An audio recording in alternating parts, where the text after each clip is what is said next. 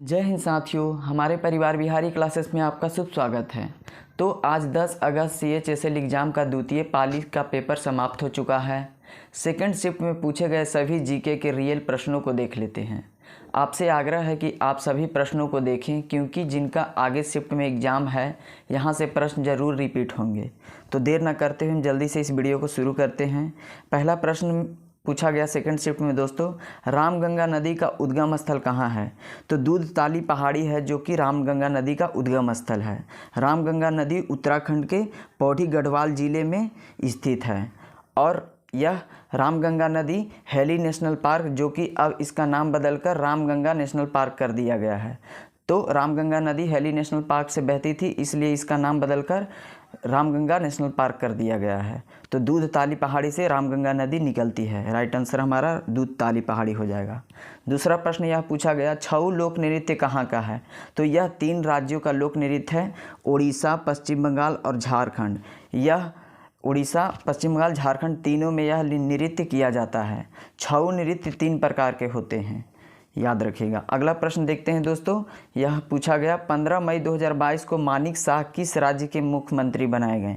तो त्रिपुरा राज्य के मुख्यमंत्री मानिक शाह को चुना गया था 15 मई 2022 को। त्रिपुरा राज्य हमारा राइट आंसर हो जाएगा।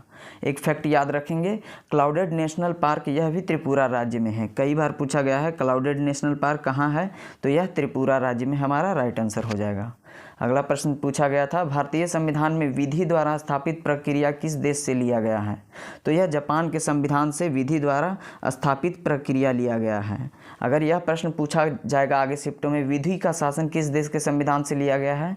तो ब्रिटेन के संविधान से विधि का शासन लिया गया है। और एकल नागरिकता भी ब्रिटेन के संविधान से ही लिया गया है दोस्तों। और समवर्ती सूची का प्रावधान ऑस्ट्रेलिया के संविधान से लिया गया है। और साथ ही साथ प्रस्तावना का भाषा है, यह भी ऑस्ट्रेलिया के संविधान से लिया गया है। और जबकि प्रस्तावना यह अमेरिका के संविधान से लिया गया है। आपातकाल जिसे हम इमरजेंसी कहते हैं, यह वाइमर संविधान जर्मनी से लिया गया है। जर्मनी के संविधान को हम वाइमर कहते हैं।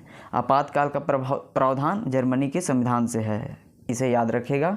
आगे प्रश्न देख लेते हैं, वर्नाकुलर प्रेस एक्ट कब लागू किया गया था? तो यह 1878 ईस्वी में वर्नाकुलर प्रेस एक्ट लागू किया गया था दोस्तों।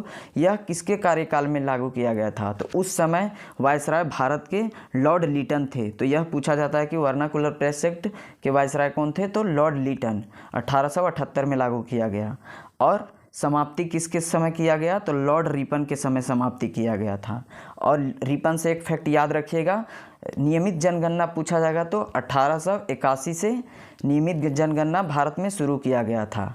और पहली बार जनगणना पूछा जाएगा तो लॉर्ड मेयो 1872 में किया था। लॉर्ड मेयो एकमात्र ऐसे वायसराय थे जिसका हत्या भारत में अंडमान में किया गया था। आगे देखते हैं। उससे पहले साथियों, हमारा यह पिक्चर के माध्यम से समझाने का तरीका और यह रियल कंटेंट आपको पसंद आता है तो प्लीज़ हमारे इस छोटे से परिवार को सब्सक्राइब कर लें। विश्वास दिलाता हूँ यहाँ से आपको ज़रूर लाभ होगी। अगला प्रश्न देखते हैं साथियों, 2020 में टोक्यो ओलंपिक में मीराबाई चानू को कौन सा पदक जीता है? तो यह प्रश्न पूछा गया, काफ़ी इजी सवाल है। 2020 में टोक्यो ओलंपिक हुआ था जापान में, उसमें मीराबाई चानू द्वारा वेट लिफ्टिंग में रजत पदक, सिल्वर मेडल जीता गया। सिल्वर मेडल हमारा राइट आंसर हो जाता। और 49 kg भार वर्ग में जीते थे। यह पूछा जाएगा मीराबाई चानू द्वारा कितने भार वर्ग में जीता गया? तो 49 kg भार वर्ग में टोक्यो ओलंपिक रजत पदक जीते थे मीराबाई चानू। यह पूछा जाता है कि मीराबाई चानू का संबंध किस राज्य से है? तो मणिपुर राज्य से संबंधित है मीराबाई चानू।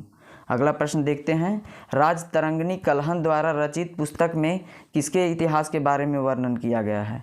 तो कश्मीर का इतिहास के बारे में वर्णन राजतरंगिणी पुस्तक में किया गया है। कश्मीर का इतिहास हमारा राइट आंसर हो जाता। और राजतरंगिणी पुस्तक के लेखक कौन है? तो कल्हण इसके लेखक हैं, याद रखिएगा।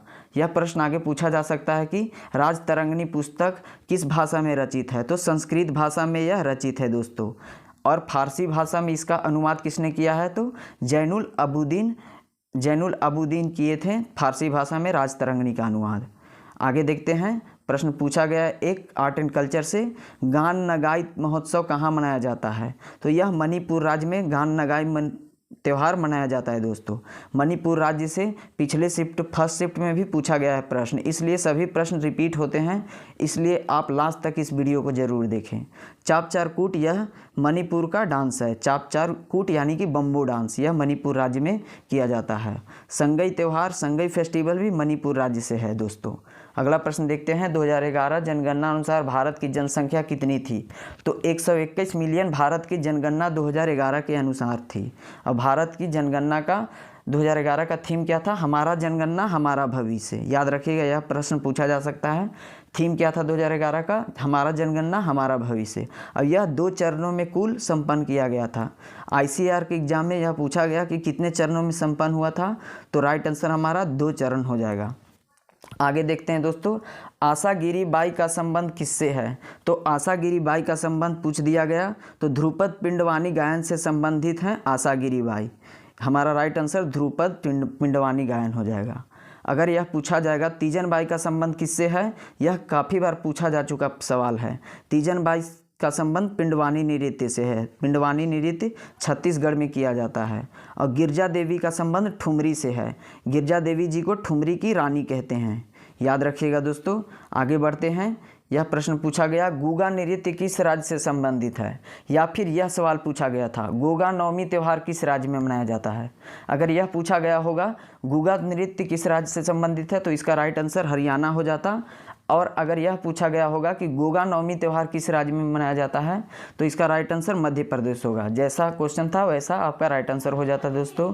समान मेघों को जोड़ने वाली रेखा क्या कहलाती है? तो आइसोनेप समान मेघों को जोड़ने वाली रेखा कहलाती है। हमारा राइट आंसर आइसोनेप हो जाएगा।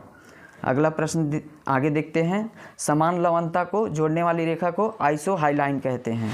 आइसो हाईलाइन हमारा राइट आंसर हो जाएगा। अगला प्रश्न देखते हैं दोस्तों। 2011 के जनगणना अनुसार भारत की ग्रामीण जनसंख्या प्रतिशत कितनी थी?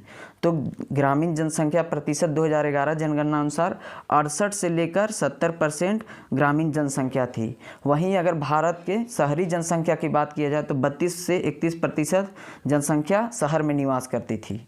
यह प्रश्न पूछा गया पिछले शिफ्टों में, दशकीय वृद्धि दर कितना था? तो 17.7% भारत का 2011 का दशकीय वृद्धि दर था।